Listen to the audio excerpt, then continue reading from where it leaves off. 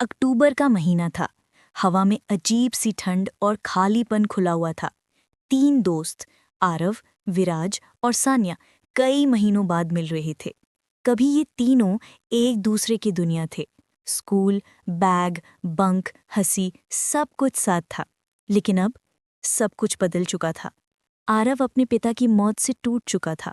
विराज एक खराब ब्रेकअप से गुजर रहा था और सान्या कई महीनों से एंग्जाइटी और इंसोम्निया का शिकार थी। तीनों में एक ही चीज कॉमन थी, अंदर गहरी पीड़ा और उससे भागने की कोशिश। इसलिए विराज ने कहा, चलो कहीं चलते हैं, दूर, इस शहर, इस दर्द सबसे। और ऐसे ही बिना प्लानिंग, बिना सोचे समझे इन तीनों ने एक ऐसी जगह जाने का फैसला कर लिया जिसके नाम पर ही पूरा गांव कांप उठता था। रात के 10 बजे थे जब वे उस जगह पहुंचे। जंगल के बीच बिल्कुल अकेली खड़ी थी पुरानी ठाकुर हवेली, जिसे लोग शापित कहते थे। बाहर से देखने पर हवेली टूटी हुई लगती थी। खिड़कियां ऐसे हिल रही थीं जैसे कोई अंदर से सांस ले रहा हो। गेट के पास लगा नीम का पेड़ हवा में नहीं, किसी अदृश्य हाथ से हिलता महसूस होता। सान्या ने घबराते हुए कहा, मुझे अच्छा नहीं लग रहा, ये जगह सही नहीं है। लेकिन विराज हंस पड़ा। डरपोकों वाली फील मत दो, सिर्फ एक रात रहेंगे, मजा आएगा। तीनों अंदर चले गए। दरवाजा अपने आप धीरे से बंद हो गया। एक ठंडी लहर उनके पैरों को छू कर निकल गई।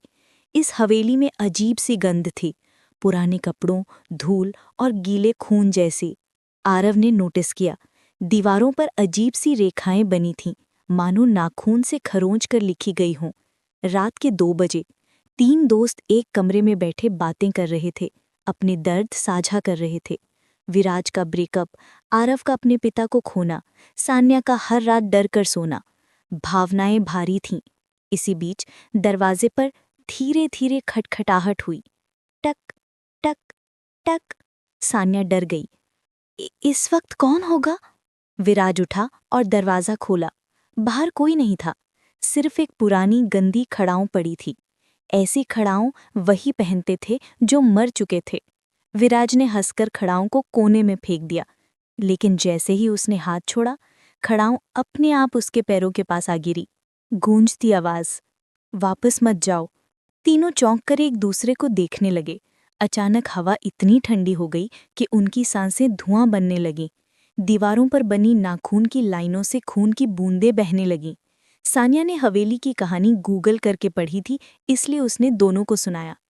कई साल पहले यहाँ अनामिका नाम की 25 साल की महिला रहती थी, खूबसूरत, हंसमुख और तानपुरा बजाने वाली। उसकी शादी ठाकुर साहब से हुई थी, जो पहली नज़र में सभ्य लगता था, लेकिन अंदर से वो एक दरिंदा था।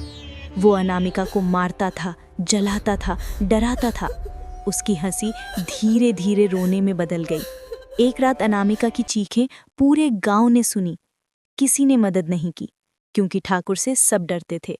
अगली सुबह उसका शव इसी हवेली के कमरे नंबर 7 में मिला था। चेहरा सफ़ेद, आंखें खुली और हाथ ऐसे मुड़े हुए जैसे उसने मरते मरते किसी को पकड़ने की कोशिश की हो। लोगों ने कहा, अनामिका सदियों से किसी का इंतजार कर रही है, लेकिन किसका और क्यों, ये कोई नहीं जानता। उस कहानी के बाद हवेली की हवा और भारी लगने लगी। सिर्फ सन्नाटा नहीं, जैसे हवा में रुलाई घुली हो। आरव बाथरूम जाने उठा। अंदर अंधेरा था, लेकिन उसने लाइट ऑन कर दी। जैसे ही उसने आईने में देखा, पीछे एक औरत का साया खड़ा था। लंबे बाल, सफ़ेद चेहरा और लोहे के गले में निशान, जैसे रस्सी से खींच कर मारा गया हो। आरव पलटा, पीछे कोई नहीं था। वो कांपता हुआ भागा। वापस आने पर दरवाजे पर खून से लिखा था, तीनों मत जाओ, किसी एक को यहीं रहना होगा। सान्या रोने लगी। विराज चिल्लाया, कौन है वहां, सामने आओ। जवाब नहीं आया, पर वो तीनों नहीं जानते थे, साया उसी वक्त उनके पीछे खड़ा था। पूरी हवेली अचानक हिलने लगी। फर्श कांपा, खिड़कियां जोर से टकराईं, कमरे में दिए जल गए अपने आप, जैसे किसी ने स्वागत किया हो। सान्या ने फुसफुसाया, वो हमें छोड़ना नहीं चाहती। फर्श पर बने नाखून के निशान खुद ब खुद बढ़ने लगे और एक पूरा वाक्य बना, मुझे मेरे दर्द का बदला चाहिए। और फिर एक और लाइन, और तुम में से एक अब मेरे जैसा दर्द महसूस करेगा। अब तीनों डर गए। उनके फोन बंद हो चुके थे, जीपीएस काम नहीं कर रहा था। हवेली के दरवाजे खुद ही लॉक हो गए। तीनों दरवाजा तोड़ने लगे, लेकिन लकड़ी कंक्रीट से भी मजबूत हो गई। हर ओर से किसी की कराहने की आवाजें आने लगीं। कभी हंसी, कभी रुलाई, कभी भारी सांसें।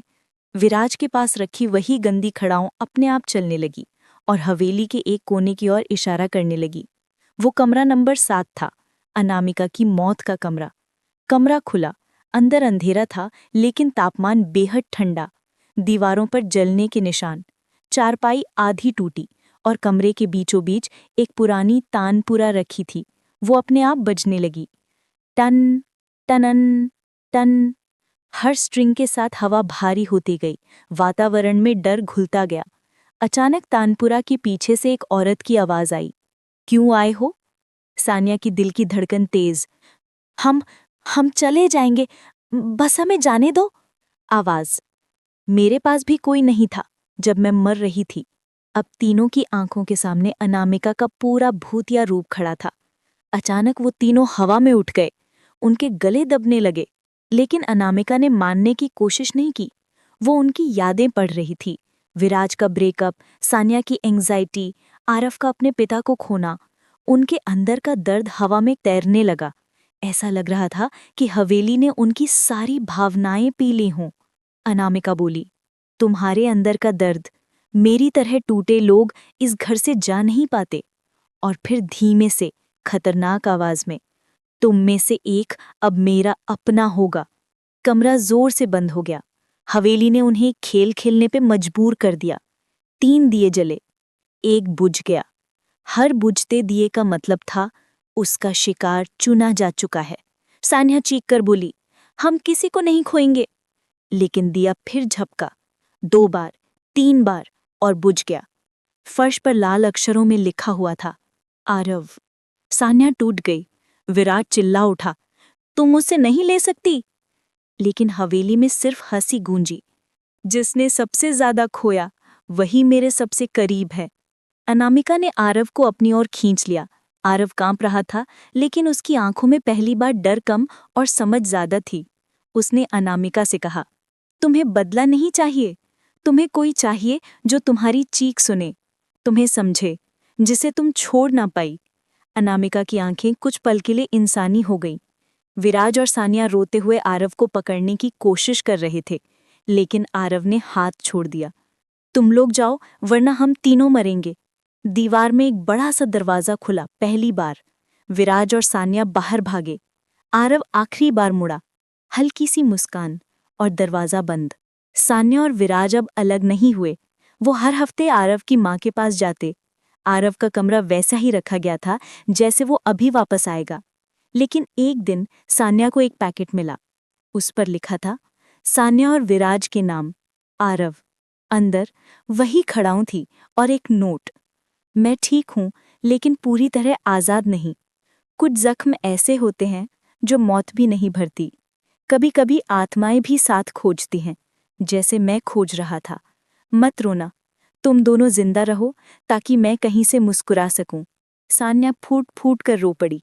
विराज ने नोट सीने से लगा लिया, और उसी रात उनके कमरे की खिड़की पर बिल्कुल हल्का सा, बहुत ही कोमल टन टनन सुनाई दिया, जैसे आरव कह रहा हो, मैं हूं, बस दिखता नहीं। Like, share and subscribe.